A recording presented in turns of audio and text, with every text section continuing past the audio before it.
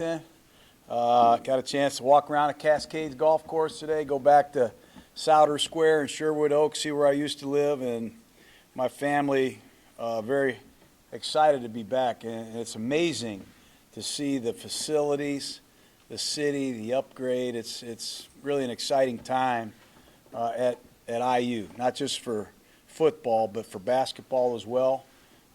Went by the basketball office to see if Archie Miller was there, Dayton Flyer.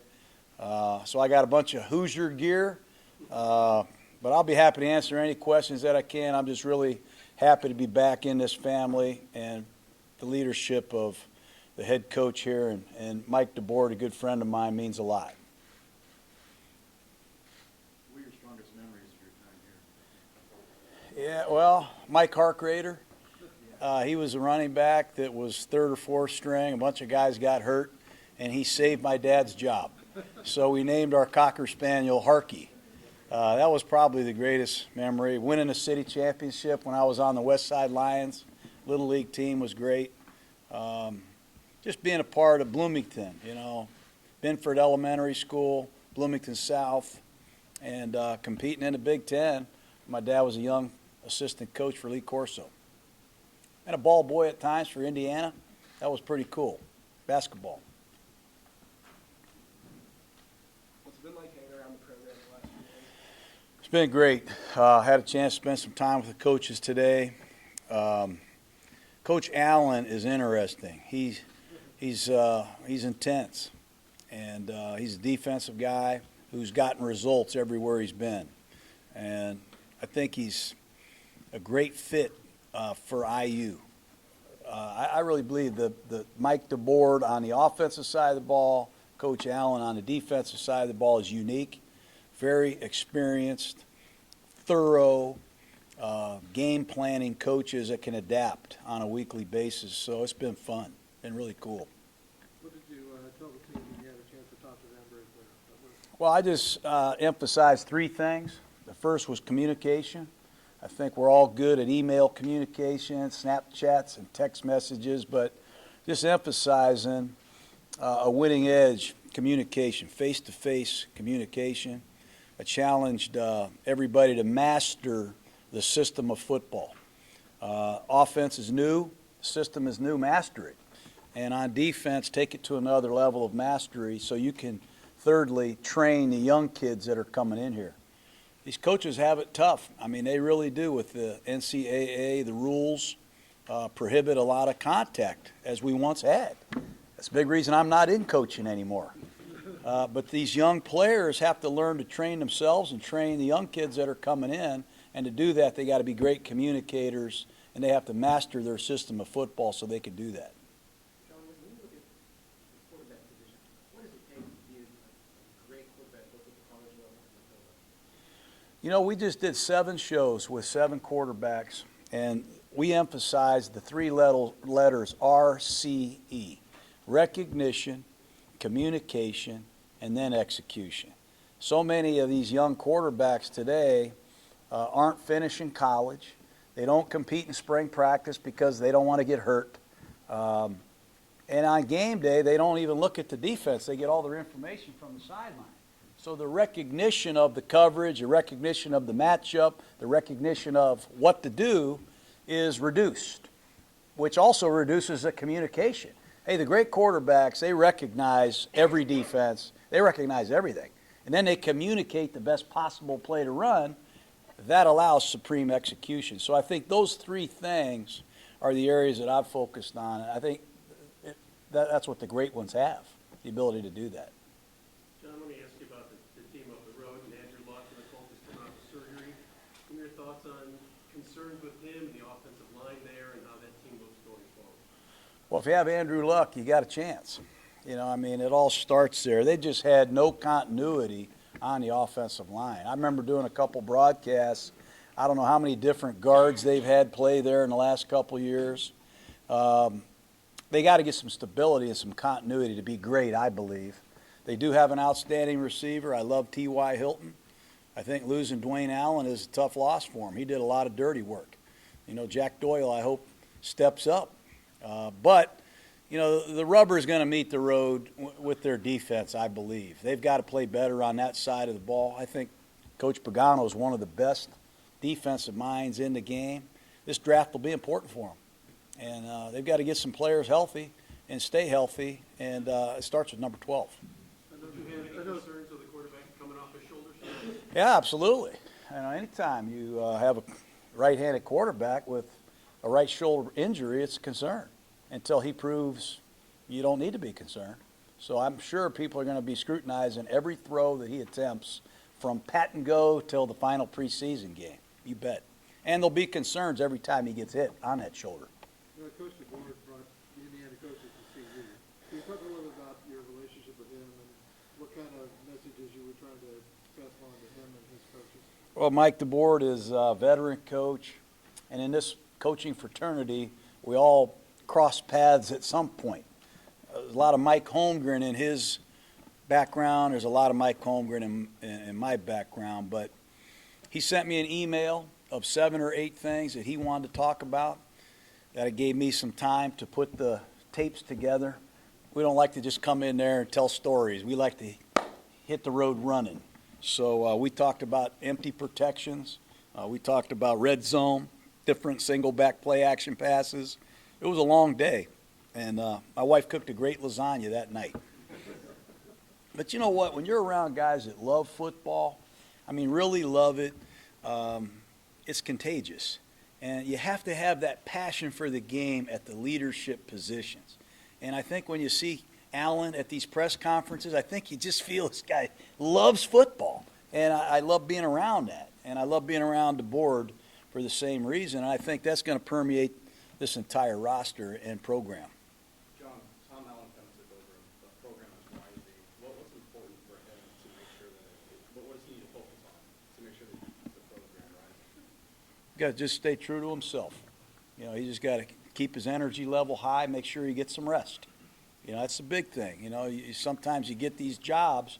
I remember when I got a job, I looked at myself one day in the mirror. I said, I don't even look like myself. You know, you don't sleep, you don't eat, you don't take care of yourself. So I challenge him to do a great job of, you know, measuring when enough is enough, because he's going to push it to the brink.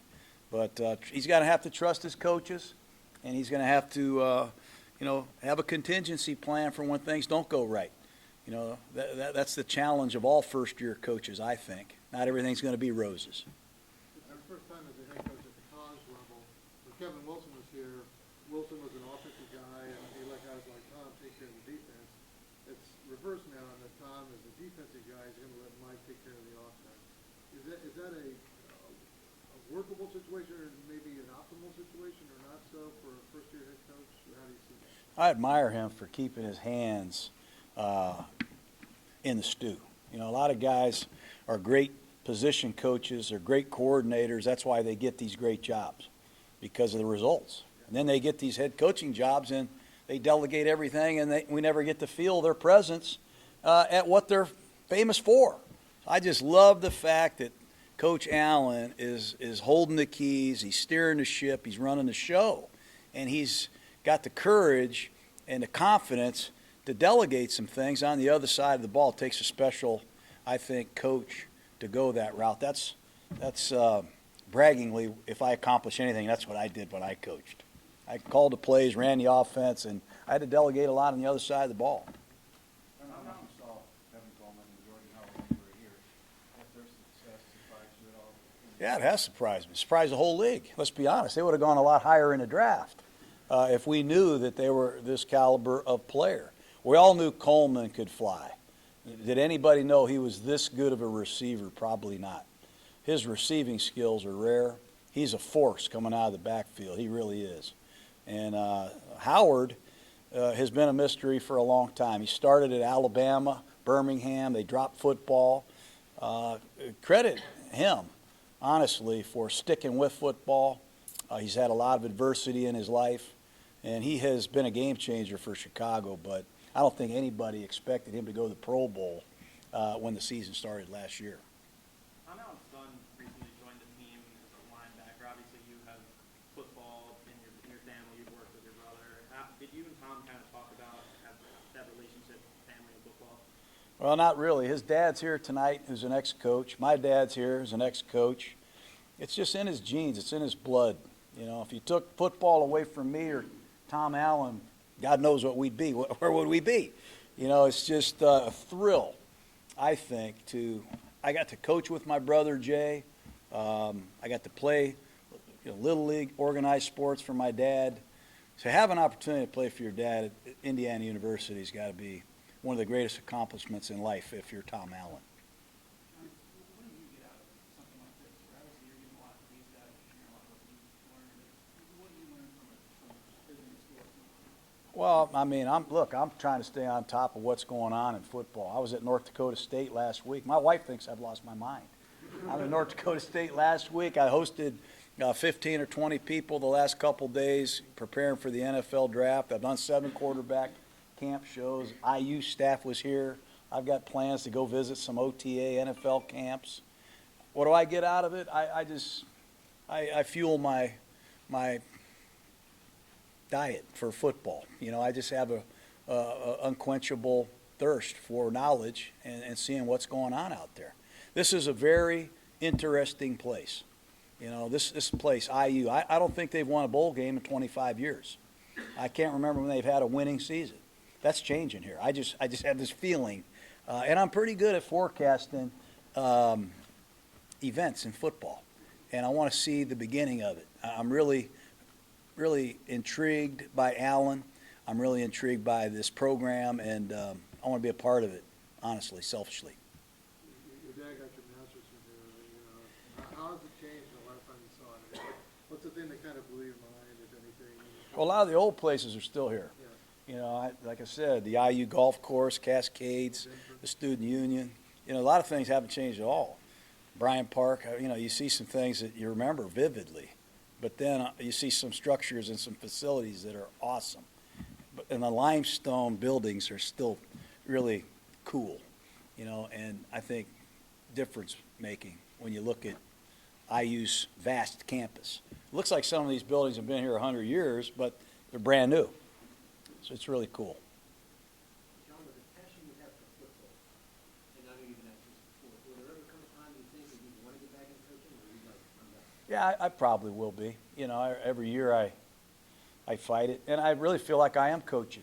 You know, I don't think people know what goes into these quarterback camp shows that we do, or a Monday night football broadcast. We don't just show up and, you know, start going after the microphone. You put a lot of preparation into it. Try to help these quarterbacks get 1% better. We had Kirk Cousins, a bunch of the Redskin players came down for a few days to Tampa. That's coaching. You know, got to spend some time with some of the players here today. That's coaching. But one of these days, maybe, you know, who knows? But I'm preparing to do that.